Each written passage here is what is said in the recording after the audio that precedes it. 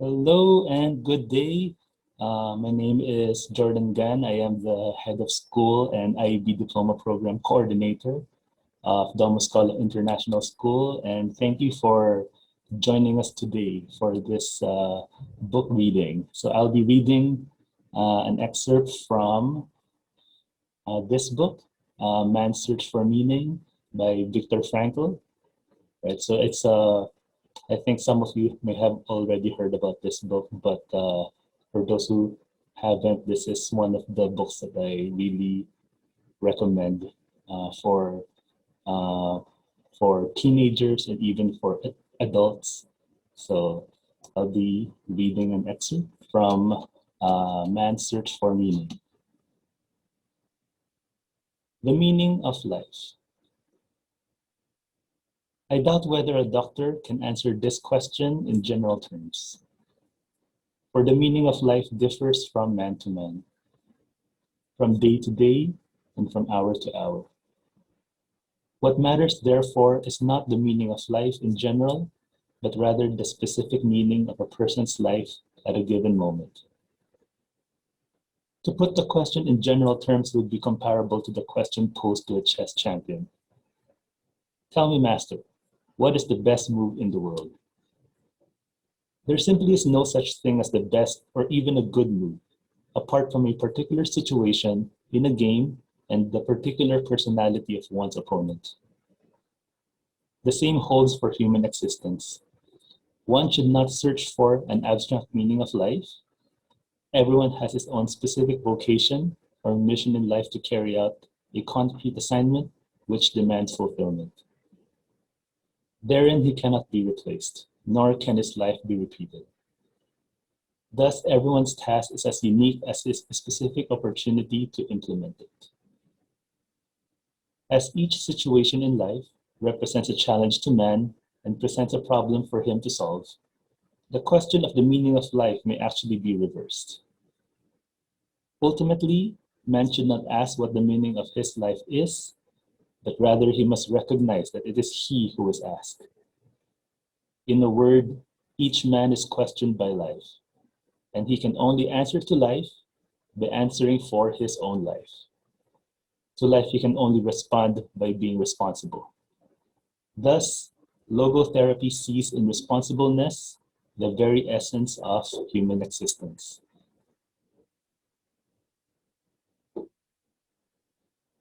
The essence of existence. This emphasis on responsibleness is reflected in the categorical imperative of logotherapy, which is live as if you were living already for the second time and as if you had acted the first time as wrongly as you're about to act now. It seems to me that there is nothing which would stimulate a man's sense of responsibleness more than this maxim, which invites him to imagine first that the present is past, and second, the past may yet be changed and amended. Such a precept confronts him with his life's finiteness, as well as the finality of what he makes out of both his life and himself. Logotherapy tries to make the patient fully aware of his own responsibleness. Therefore, it must leave to him the option for what, or to whom he understands himself to be responsible. That is why a logotherapist is the least tempted of all psychotherapists to impose value judgments on his patients. For he will never permit the patient to pass to the doctor the responsibility of judging. It is therefore up to the patient to decide whether he should interpret his life task as being responsible to society or to his own conscience. There are people, however, who do not interpret their own lives merely in terms of a task assigned to them, but also in terms of the taskmaster who has assigned it to them. Logotherapy is neither teaching nor preaching. It is as far removed from logical reasoning as it is from moral exhortation. To put it figuratively, the role played by a logotherapist is that of an eye specialist rather than that of a painter. A painter tries to convey to us a picture of the world as he sees it. An ophthalmologist tries to enable us to see the world as it really is. The logotherapist's role consists of widening and broadening the visual field of the patient so that the whole spectrum of potential meaning becomes conscious and visible to him. By declaring that man is responsible and must actualize the potential meaning of his life, I wish to stress that the true meaning of life is to be discovered in the world rather than within man or his own psyche, as though it were a closed system. I have termed this constitutive characteristic the self-transcendence of human existence. It denotes the fact that being human always points and is directed to something or someone other than oneself, be it a meaning to fulfill or another human being to encounter. The more one forgets himself by giving himself to a cause to serve or another person to love, the more human he is and the more he actualizes himself. What is called self-actualization is not an attainable aim at all, for the simple reason that the more one would strive for it, the more he would miss it. In other words, self-actualization is only possible as a side effect of self-transcendence. Thus far, we have shown that the meaning of life always changes, but that it never ceases to be. According to logotherapy, we can discover this meaning in life in 3 different ways. 1, by creating a work or doing a deed. 2, by experiencing something or encountering someone. And 3, by the attitude we take towards unavoidable suffering. The first, the way of achievement or accomplishment, is quite obvious. The second and third need further elaboration. The second way of finding a meaning in life is by experiencing something, such as goodness, truth, and beauty, by experiencing nature and culture, or, last but not least, by experiencing another human being in his very uniqueness, by loving him.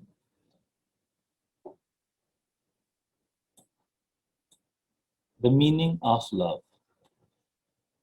Love is the only way to grasp another human being in the innermost core of his personality. No one can become fully aware of the very essence of another human being unless he loves him. By his love, he is enabled to see the essential traits and features in the beloved person, and even more, he sees that which is potential in him, which is not yet actualized, but yet ought to be actualized. Furthermore, by his love, the loving person enables the beloved person to actualize these potentialities by making him aware of what he can be and of what he should become. He makes these potentialities come true. In logotherapy, love is not interpreted as a mere epiphenomenon of sexual desires and instincts in the sense of a so-called sublimation. Love is as primary a phenomenon as sex. Normally, sex is a mode of expression for love. Sex is justified, even sanctified, as soon as, but not only as long as, it is a vehicle of love. Thus, love is not understood as a mere side effect of sex. Rather, sex is a way of expressing the experience of that ultimate togetherness which is called love. The third way of finding meaning in life is by suffering. The meaning of suffering. We must never forget that we may also find meaning in life even when confronted with a hopeless situation, when facing a fate that cannot be changed.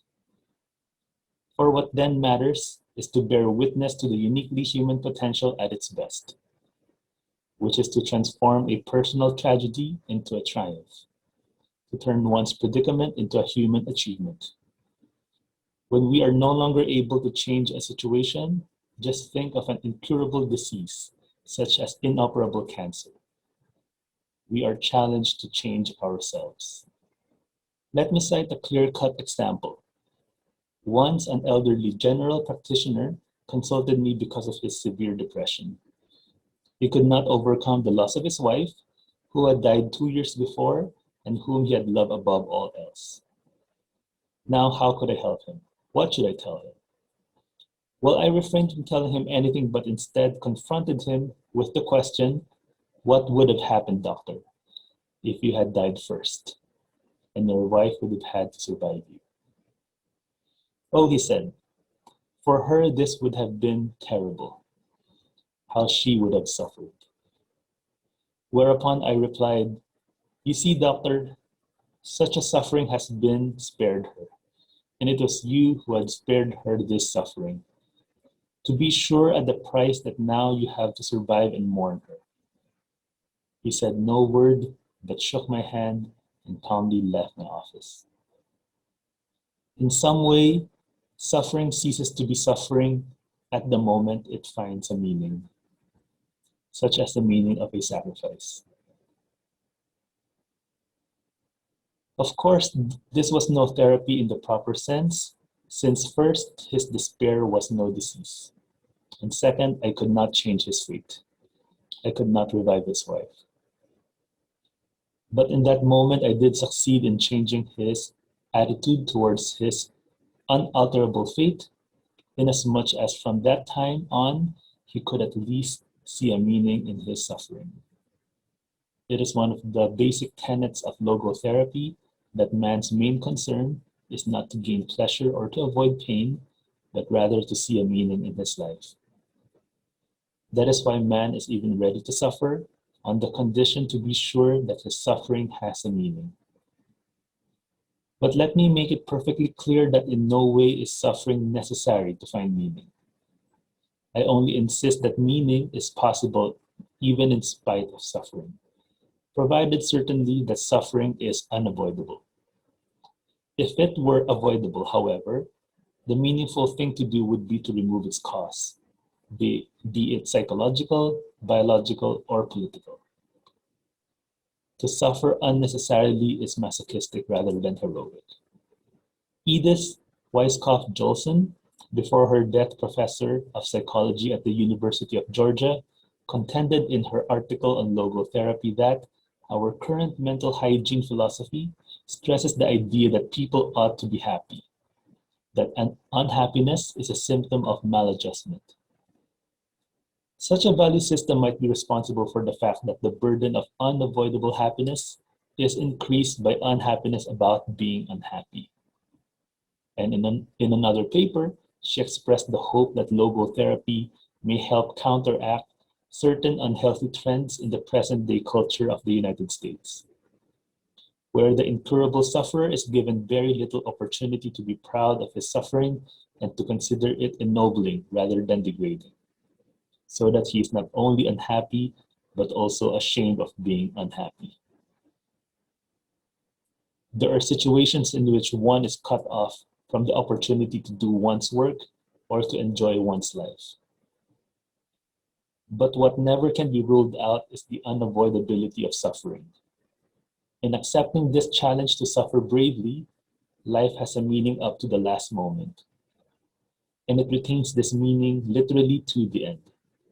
In other words, life's meaning is an unconditional one, for it even includes the potential meaning of unavoidable suffering.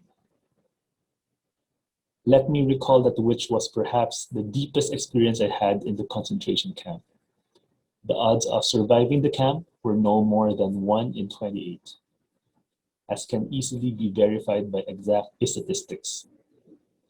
It did not even seem possible, let alone probable, that the manuscript of my first book, which I had hidden in my coat when I arrived at Auschwitz, would ever be rescued.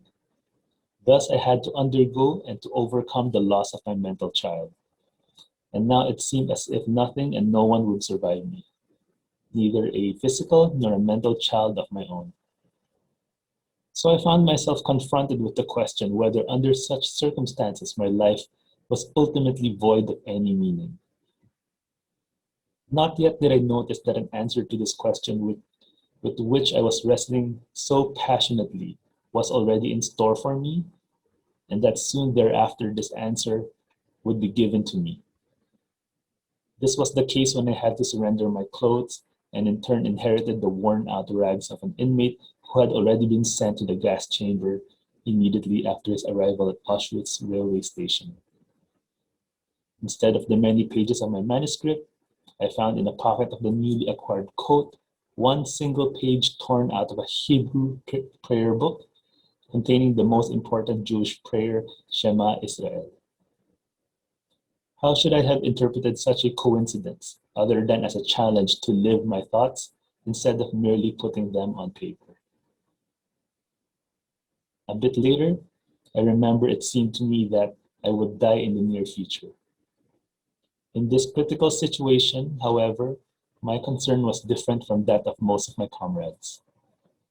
Their question was, will we survive the camp? For if not, all this suffering has no meaning. The question which beset me was, has all this suffering, this dying around us, a meaning? For if not, then ultimately there is no meaning to survival. For a life whose meaning depends upon such a happenstance as whether one escapes or not, ultimately would not be worth living at all.